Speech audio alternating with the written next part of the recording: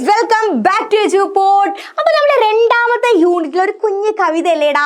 Yes, കർഷകനെ കുറിച്ചുള്ള ഒരു കവിത അല്ലേടാ? യെസ്, ആ കവിതയിൽ നിന്നും ഉറപ്പായും ചോദിക്കുന്ന അല്ലെങ്കിൽ ഒരുപാട് ക്വസ്റ്റ്യൻസിന് ആൻസർ ചെയ്യാൻ പറ്റുന്ന ഒരു ക്വസ്റ്റ്യൻ ആണ് എന്താ?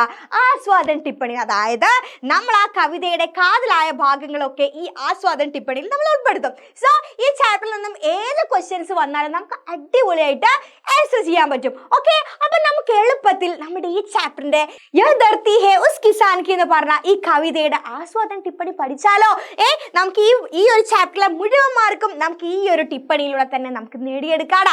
അപ്പൊ നോക്കിക്കേ, നമ്മൾ എന്താ ആദ്യം ശ്രദ്ധിക്കേണ്ടത്? ആസ്വാദന ടിപ്പണി എഴുതുന്ന സമയത്ത് നമ്മൾ ശ്രദ്ധിക്കേണ്ടത് കവിതയുടെ പേര് നമ്മൾ മെൻഷൻ ചെയ്യണം, കവിയുടെ പേര് നമ്മൾ മെൻഷൻ ചെയ്യണം, കവിതയുടെ സബ്ജക്റ്റ് എന്തൊക്കെ കാര്യങ്ങളാണ് ഇതിലേക്ക് പറയുന്നത് എന്നുള്ള കാര്യങ്ങളൊക്കെ എന്ത് ചെയ്യണം, നമ്മൾ ഇതിൽ ഉൾപ്പെടുത്തിയിരിക്കണം. ഓക്കെ, അപ്പൊ എന്താണ്, നിങ്ങൾ കവിതയുടെ പേരോ കവിയുടെ പേരോ മെൻഷൻ ചെയ്യാതെ തുടങ്ങരുത്. അവരിലൂടെ ആയിരിക്കണം കവിതയുടെ വരികളിലേക്ക് നിങ്ങൾ കടന്നു പോകേണ്ടത്.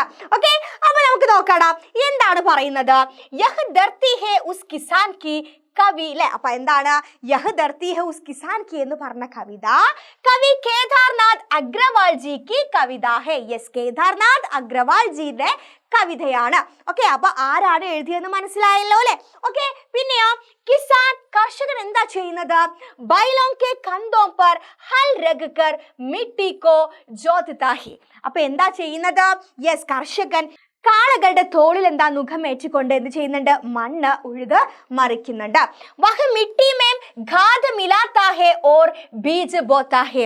മണ്ണിൽ എന്താണ്? വളമിടുന്നു, വിത്ത് വിതറുന്നു. പിന്നെയോ കിസാൻ വർഷ ഓർ ധൂപ് മേം കാം കർത്താ ഹേ. ഈ കർഷകൻ വെയിലായിക്കോട്ടെ മഴയായിക്കോട്ടെ എന്ത് ചെയ്യുന്നുണ്ട്? യെസ്, കൃഷി ചെയ്യുന്നുണ്ട്. വർഷ മഴ, ധൂപ് എന്ന് പറഞ്ഞാൽ എന്താണ്? വെയിലാണ്. ഓക്കെ, ദെൻ ഹർ നയേ വർഷ മേം अपने खून पसीने को एक करके അന്ന് ഉപചാത്താ ഹേ. യെസ്, ഓരോ പുതിയ വർഷവും തൻ്റെ വിയർപ്പും രക്തവും ഒക്കെ കൊണ്ട് എന്ത് ചെയ്യുന്നുണ്ട്? യെസ്, ഓരോ വിളവ് ഉൽപ്പാദിപ്പിക്കുന്നു. ഒരുപാട് ഉൽപാദനമുള്ള അന്നം എന്ത് ചെയ്യുന്നുണ്ട്? ഉൽപ്പാദിപ്പിക്കുന്നുണ്ട്. കിസാൻ മിട്ടി കാ മർമ്മ സമജ്താ ഹേ. ഓരോ കർഷകനും മണ്ണിന്റെ മർമ്മം അറിയാം. ഓക്കെ, വഹ് ധർത്തി കെ സാത്ത് ജീത്താ ഹേ. അവരെന്താണ്?